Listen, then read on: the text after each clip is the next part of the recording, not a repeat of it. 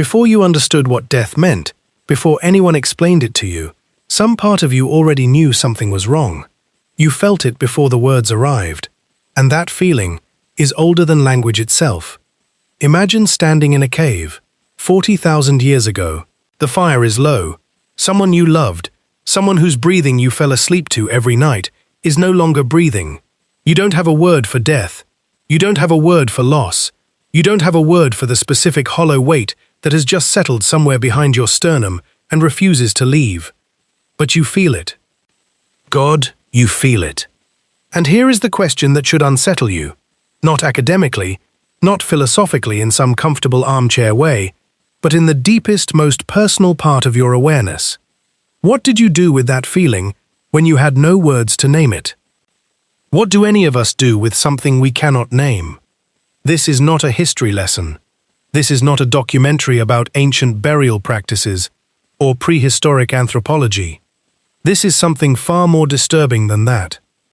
This is the story of grief itself, stripped of every word we've ever used to describe it, and what it reveals about what we actually are, underneath the language, underneath the culture, underneath the eulogies and the condolence cards, and the carefully constructed sentences we say to each other at funerals.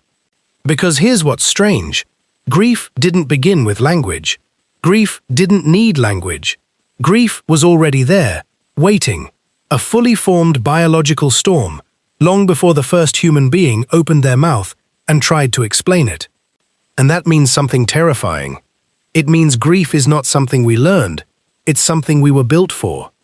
Let's go back, way back, not 40,000 years, further, about 2 million years back, to a species called Homo heidelbergensis, one of our direct ancestors, a large-brained, socially complex creature who lived in groups, hunted cooperatively, and almost certainly formed emotional bonds with the individuals around them.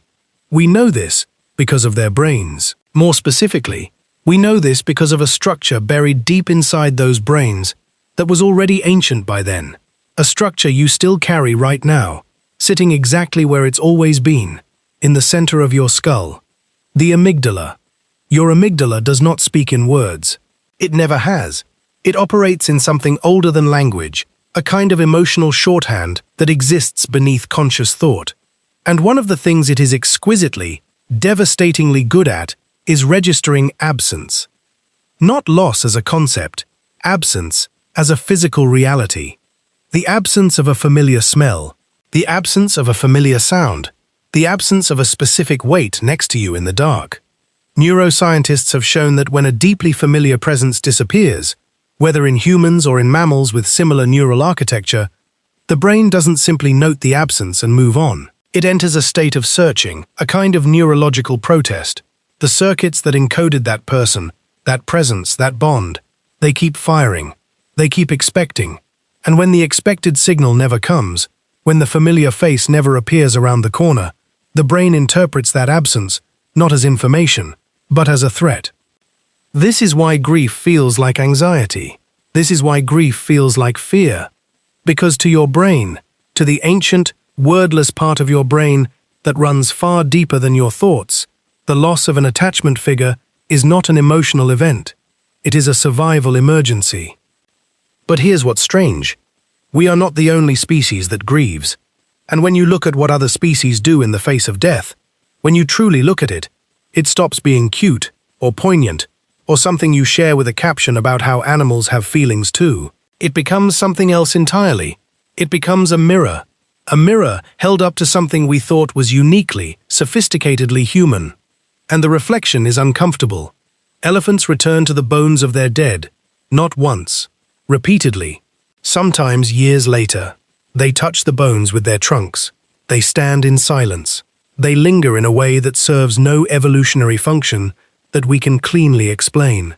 There is no survival advantage to standing over bones. There is no food there, no shelter, no reproductive opportunity. There is only something that looks, unmistakably, like remembrance. Chimpanzees have been observed carrying their dead infants for days, sometimes weeks, grooming them, protecting them, refusing, on some deep neurological level, to accept the transition from presence to absence. Jane Goodall documented a chimpanzee named Flint who, after his mother Flo died, became so withdrawn, so behaviorally collapsed, that he died himself, within weeks, showing no physical illness, only the physiological wreckage of something that functioned exactly like grief. He didn't have words for what he was feeling. He felt it anyway, and it killed him. This is where everything changes, because if grief is not invented by culture, if it is not a learned response, not a social ritual, not something passed down through language and story, then it must be something else. It must be built into the architecture of connection itself. Think about what that means. The moment you form a deep attachment to another living being, you are, without consent, without awareness, without any say in the matter, also encoding the future possibility of their loss into your nervous system.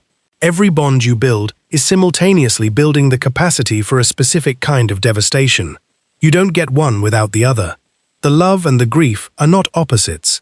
They are the same structure, seen from different moments in time. The ancient humans who stood over their dead without words were not experiencing a primitive version of what we experience. They were experiencing the exact same thing. The same neurological storm, the same searching, the same physical weight, the same incomprehensible absence where a presence used to live. They just had to hold it without language. And the terrifying part is, we still have to hold it without language. Not at first, but eventually, every grief reaches a depth where words stop working. Where someone says, "I'm so sorry for your loss," and those words land like paper on stone. Where you realize that the feeling inside you has no adequate container in human speech. In that moment, you are not more evolved than your ancestor in the cave. You are exactly them. But that's not what scientists discovered that truly changes this story. In 2013, researchers studying Neanderthal burial sites, and yes, Neanderthals buried their dead, a fact that still quietly scandalizes certain corners of the scientific community, found something unexpected. Not just bodies placed in the earth, bodies placed with intention, with apparent deliberateness. In some sites, with flowers, with tools, with ochre, the red pigment that appears again and again in early human ritual, as if color itself was being used to say something that language couldn't yet carry. Now, there is debate about the flowers. There is debate about whether the ochre was truly ceremonial or incidental. Scientists are careful, as they should be. But even the most conservative interpretation of Neanderthal burial behavior points towards something extraordinary. These beings, with brains wired much like yours, with social bonds much like yours, with the same neurological machinery for attachment and loss, were doing something with death that was not purely functional. They were not disposing of a body. They were responding to absence with action. They were reaching, however blindly, towards something that addressed the feeling they could not name. They were creating ritual. And ritual, it turns out, may be the original language of grief. Think about every human death ritual you've ever encountered. The candles, the gathering, the specific clothes, the flowers. We still use flowers. 40,000 years later, the moment of silence, the stories told in a particular order, the designated period of weeping, the foods eaten afterward, the objects kept, the graves visited. None of these things bring the person back. Every grieving human who has ever lived has known that. No ritual has ever, once, reversed death. And yet every human culture, every single one, without exception, has developed elaborate, costly, time-consuming rituals around it. Why? Psychologists call it continuing bonds theory now, a relatively recent revision to grief models that previously assumed the goal of grieving was to detach, to let go, to move on. But the evidence suggests something far more ancient and far more interesting. That humans don't actually want to let go. That the goal of grief is not severance, but transformation. A way of maintaining a connection with what is lost by changing the form of that connection. Your ancestor in the cave, placing red ochre on the body of someone they loved, was doing something psychologically identical to what you do when you visit a grave, or keep a photograph, or find yourself talking to someone who is no longer there. You are keeping the connection alive in the only form that remains available. You are refusing, on some ancient neurological level, to let the signal go quiet. And then something even stranger happened in the long story of human grief. We developed language, and for the first time, we could name the feeling. We could say, I am sad, I have lost someone, they are gone and I miss them. We could write it down. We could build entire literary traditions around it. We could compose symphonies that tried to capture it. We could develop psychological frameworks that categorized it into stages, gave it a map, promised a destination. And in some ways, language helped. Of course it did. To name a thing is to begin to have power over it. To share a word for suffering is to suddenly be less alone in it. But here's what we never talk about. Language also created a new problem that our pre-linguistic ancestors never had. Language gave us the ability to anticipate grief, to imagine it before it arrives, to lie awake at 3 in the morning thinking about the death of someone who is still alive, still breathing, still warm in the next room, and to feel the grief of their future absence as if it were already present. Your ancestors in the cave could not do this. Their grief was immediate, visceral, rooted in the sensory reality of absence. It arrived when the absence arrived. You can grieve people who haven't died yet. You can pre-grieve. You can spend years quietly mourning a future loss before it happens. You can love someone and simultaneously mourn them, the two feelings running in parallel, language making both possible at once. No other animal on Earth does this. No creature without language can manufacture suffering from anticipated absence. We invented the ability to grieve our own lives while we are still living them, to stand at the edge of loss before we've reached it, and feel it anyway. Was that progress?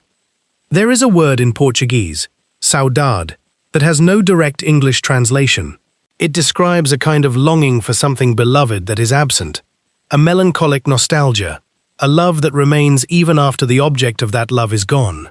It is considered one of the most untranslatable words in any human language, and its untranslatability is precisely the point, because it names something that language itself struggles to contain, the experience of presence within absence, of loving something that is no longer there in any physical sense, but remains somehow more present than things that are.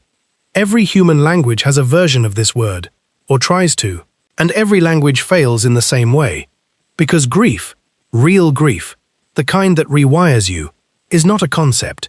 It is not something language invented. It is something language keeps trying to reach and never quite touches. Your earliest ancestors understood this instinctively. They didn't have the words, so they used other things. They used ochre and fire and the specific act of laying a body in the earth with care. They used whatever their hands could do when their mouths couldn't speak. They used presence, the gathered presence of everyone who remained. And that, perhaps, is the oldest and truest form of grief support that has ever existed. Not words, not explanations, not the 5 stages, not the therapeutic framework, or the grief counselor, or the carefully worded text message sent 3 weeks after the funeral. Just presence, just the ancient, wordless act of remaining near something that is suffering. Your nervous system knows what that means. It has always known. Before you learned a single word, before you understood anything about death or loss or what it means to love someone and then lose them, your nervous system knew that presence was the answer to absence. It still does. So here is where I leave you. Not with answers, because the questions are more important. Not with comfort, because this was never meant to be comfortable. Somewhere inside you, beneath the language, beneath the cultural scripts for how to grieve properly, and in the right amount of time, and without making other people uncomfortable, there is something ancient, something that has been in your lineage for millions of years, something that has watched countless deaths and felt the weight of every single one, something that has stood over bones in silence, that has carried the dead when reason said to put them down, that has pressed red pigment into the earth as a way of saying, "You mattered, and I cannot say it any other way." That part of you doesn't need words. It never did. And the next time grief arrives, yours or someone else's, and you find yourself searching for the right thing to say, the correct phrase, the adequate sentence that will somehow address the bottomless weight of absence, Maybe consider that the truest response is older than that your ancestors already knew the answer, before language complicated everything. Maybe the most honest thing you can do is simply stay, because grief was never meant to be spoken. It was always meant to be witnessed, and somewhere, 40,000 years back, in the flickering dark of a dying fire, a hand reached out and held on. And nothing needed to be said. Nothing ever did.